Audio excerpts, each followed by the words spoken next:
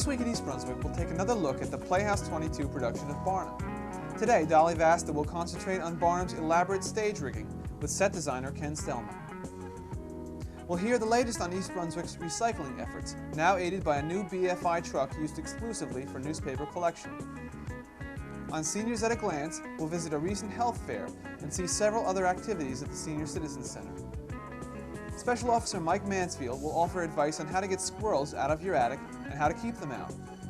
On Kids Comments, Gail Solomon will have a young adult book review, and on Consumer Aware, Adrian Eisner will talk about kerosene heaters. This, plus information on upcoming community events, will follow on This Week in East Brunswick. First, here's Channel 8's programming lineup for next week. Monday, November 5th at 10 a.m., Lenore Kulick will talk to Dr. Eli Osmond about the psychology of weight control on a special edition of Look Great, Feel Great. At 10:30, Target with Paula Durant will feature a film on U.S. involvement in Central America. Then a repeat of This Week in East Brunswick. Tuesday evening, Election Day, begins at 7:30 with Ken Shalhoub and Let's Talk Health. This week, a discussion of emergency medical technician training with Frank Roberts and Joanne Klein. Followed by You and Your Money with host Paul Hansen. Paul discusses consolidated capital with guest Art Ashoff. And be sure to watch Channel 8 later on election night for East Brunswick election results as soon as they become available. Wednesday evening at 7:30, Spotlight on Education looks at standardized testing. And we'll be back Thursday at 7 and 8 with more local news on This Week in East Brunswick. Now let's join Dolly Vasta on the set of Barnum with set designer Ken Stelman. Ken, welcome. Thank you. I know I've dragged you away from your work, and I promised I'd make this very painless for you, okay? Now, what was your biggest problem? Outside of the people who said that you couldn't spend that much money. Still that much money. The other problems are trying to fly people. I have some heavy things that need to be flown, and community theater really isn't set for it. They're not, but we're working on it. We're getting milking you for money and milking you for money and trying to get what I need to do this.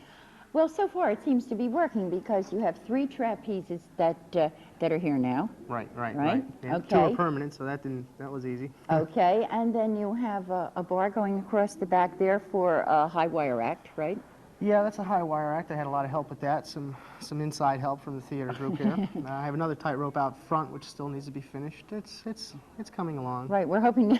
Yes, bless coming it. Along. Yes. Okay. Also, you have a great gimmick that.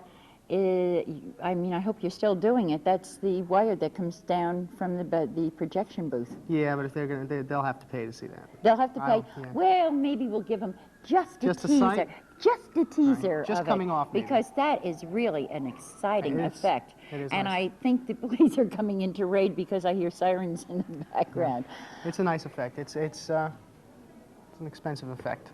Did you really think when you looked at this stage to begin with? Now, let's face it. Not only is our community theater not really able to take this kind of rigging, or wasn't before you started working on it, but no community theater or no regular theater really is ready to take rigging until it's adapted for it. Well, that's true. This came out really well. I thought when I first looked at it, it was awfully small, but Joe Vasta, your husband, has done a lot. Oh yes, I've heard of him before. Yeah. He's done a lot of things in here to make it possible to fly and push things around. And I wish he would have raised the roof another 6 feet. But yeah. Listen, give us a little more time and a little more money, and maybe we'll raise it another 6 feet. A few more shows, and I'm sure you'll be able to. That's true. Now we also use a lot of matting down here on the floor, and that I guess is for the active safety. Yeah, we're gonna have a lot of tumbling and falling, and just I have people on stilts and people walking on tightropes and people. Probably falling, but it's built into the music. There is music built for people to fall down and things like that. That's good. Yeah, okay. That kind of show. Yes. All right, dear. Listen, I'll let you go now because I see the perspiration starting to break. Yeah, really, get me out of here fast, please. Thanks a million, love. I know that you have to get moving along and you have a lot of work to do. Yeah, I do. Okay. You're in our way. 100 years before the birth of our nation, medicine was practiced in New Jersey. A landmark exhibition, 300 Years of Medicine in New Jersey, is presented now through January 11th. Potions, lotions, discoveries, and tools that led to modern medicine are gathered in this unique display of the medical arts. The free exhibition may be seen 1 to 4 p.m. Tuesday through Sunday at the Lau House, Middlesex County's Museum, 1225 River Road, Piscataway. $4,000 worth of newspapers are still being tossed into the trash each month, according to Ed Jablinowski, recycling coordinator for East Brunswick. The township has had a curbside newspaper recycling program since July, but on a township-wide basis, only 20% of the residents are source separating their papers. Some neighborhoods are doing better than others. For instance, the Merrill Avenue and Pine Ridge sections have participation rates of up to 50%, which is excellent for a voluntary program. Scavenging is still a concern in the North Lawrence Brook, Hammersholt School, and President Street neighborhoods. Call 390-6983 to report any scavenging. Ed Jablinowski, who has worked on recycling programs in 20 other communities, says East Brunswick has the potential to be the #1 recycling community in New Jersey. The next curbside newspaper recycling days are the last Wednesday, Thursday, or Friday in November, the same day your regular solid waste is collected. Now let's join Cynthia Schachter for a visit to the East Brunswick Senior Citizens Center. Hello, this is Cynthia Schachter for Seniors at a Glance. And it would take far more than a glance to begin to get the picture of the Senior Center and its many services and activities.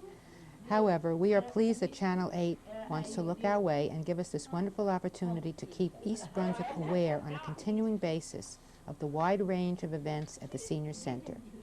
You have been watching a class in English as a second language. Our teacher's name is Andrea. As you can see, the rapport between teacher and students makes the learning pleasant, and the class is growing larger every week. Here is another of our services.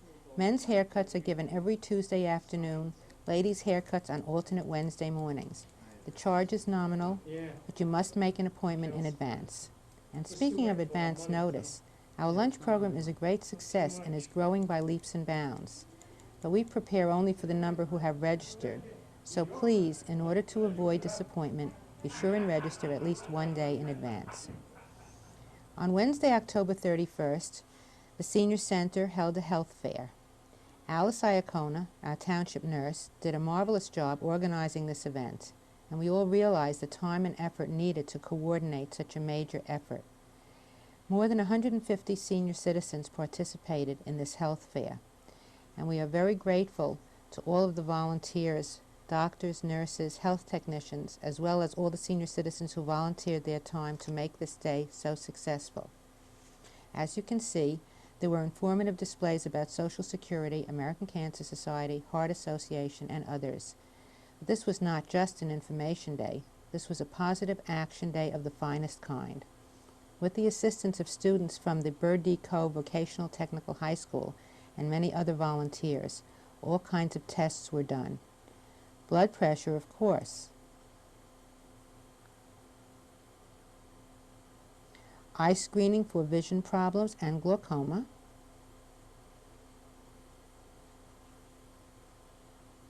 Hearing tests.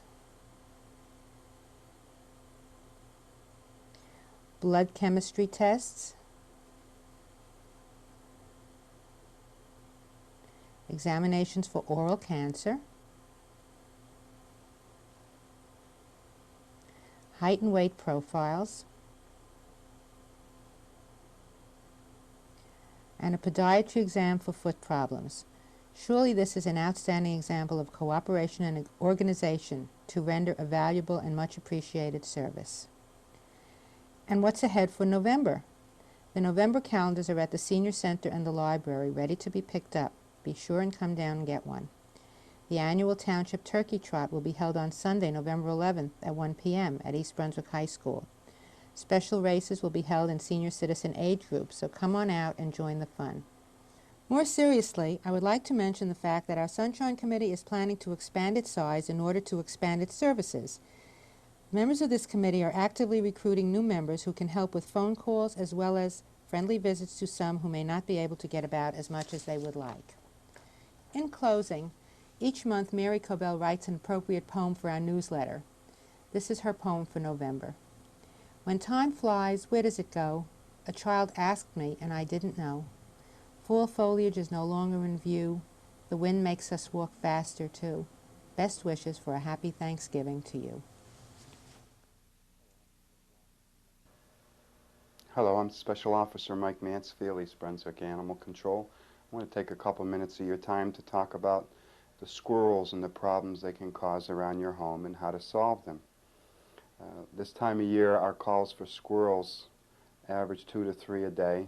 In most cases, it's squirrels running around in basements or running around in living rooms and kitchens. The main entranceway for all squirrels into homes is to sit on top of the chimney on the cool nights and cool early morning when it gets warm, and they fall down the chimney and can't get out again. They come back down through the furnace and end up in your basement, or they would come out through the fireplace if the damper was open and would be sitting in your fireplace, or if you had a wire screen, they would end up in your living room. The best thing you can do to keep the squirrels out of your house is to make sure that all your chimneys have caps on them. You either can make homemade caps out of what's called hardware cloth and wrap the tops, or you can buy professionally made caps that just slip right on. Other than that, you should never be concerned about the squirrels on your property. There's thousands of squirrels in town, and each one has their little niche. And if you were to remove all the squirrels on your property, in a week's time it would be completely full with other squirrels looking for a place to live. They don't carry rabies. There's no known cases of rabies in squirrels, so you don't need to be concerned about that.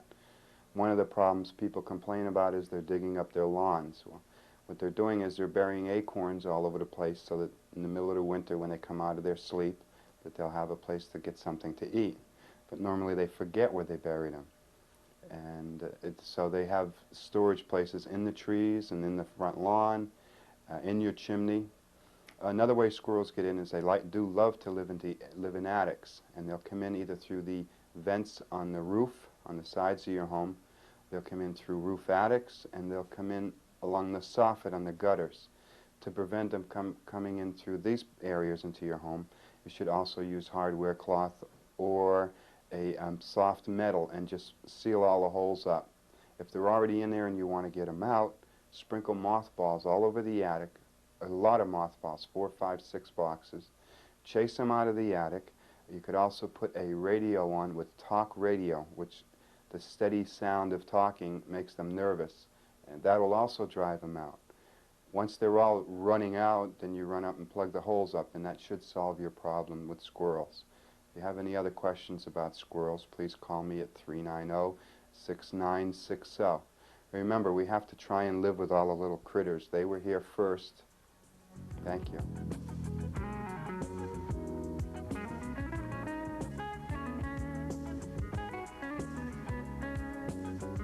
Hi, I'm Gail Solomon. This review of Karen's Sister by Elizabeth McHugh was prepared by Jennifer N. This book was very good. It was about a girl who lived with her mother on a farm. Her name was Karen. She had no father, for her mother was never married. Karen was born in Korea and was adopted by her American mother.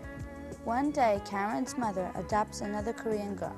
Karen and her mom name the girl Megan. Megan gets into all kinds of mischief. Karen's Sister is about all of Megan's adventures. If you think you'll like this book, try reading Raising a Mother Isn't Easy first. That is the first book in the series about Karen's adoption.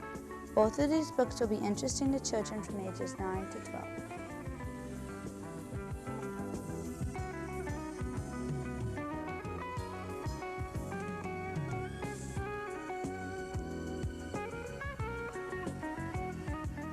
Hello, and welcome to Consumer Aware.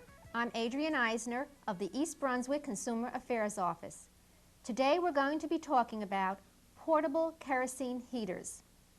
High costs of energy have led consumers to seek non-conventional heating sources. Among the most popular are the portable kerosene heaters.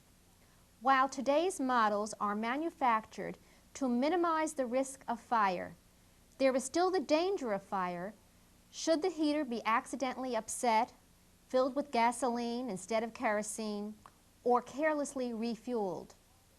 Also of concern are the toxic gases produced by these heaters. In New Jersey, portable kerosene heaters are not permitted to be used in any multifamily dwelling. That is, any building with 3 or more living units. If you have one where they are banned, it could cancel your fire insurance protection. If you are shopping for a space heater of any kind, make sure you get one that has Underwriters Laboratory approval. The UL label means that the heater has passed many safety tests. Once you have the heater, make sure that you place it properly. It should be out of the line of traffic and at least 3 feet away from draperies, furniture, decorations, or walls. One of the most important things to remember is to use the right kind of fuel. Kerosene heaters specify number 1K, kerosene that is water clear. Never use gasoline or other fuels that will explode. Yellow or colored kerosene will smoke, smell, and interfere with the wick operation. Purchase and store kerosene in metal containers that are clearly marked kerosene. Do not keep the kerosene over the summer. Obtain a fresh supply in the fall because kerosene can change chemically and spoil. Keep your kerosene in a cool, well-ventilated area away from the living area and garage. Be sure that it is kept away from inquisitive children. Always refuel a kerosene heater out of doors. Never try to fill the heater while it is hot or in operation. Fill the tank no more than 90% full. Follow the manufacturer's operating instructions. Check the wick once a week. If it is dirty, clean according to the manufacturer's directions. Keep children away and instruct them not to touch the heater or its controls. Provide adequate ventilation. Open a door to another room, but be sure to avoid drafts. Be sure that the flame is extinguished when turning the heater off. And most important of all, be sure that you extinguish the heater before going to sleep. If you would like any further information about the purchase of kerosene heaters, please call us at the East Brunswick Consumer Affairs Office. We're there Monday through Friday, 9 a.m. until 5 p.m. Our telephone number is 390-6954. Please call us at the Municipal Building. And make sure that you join us again next week on Consumer Aware.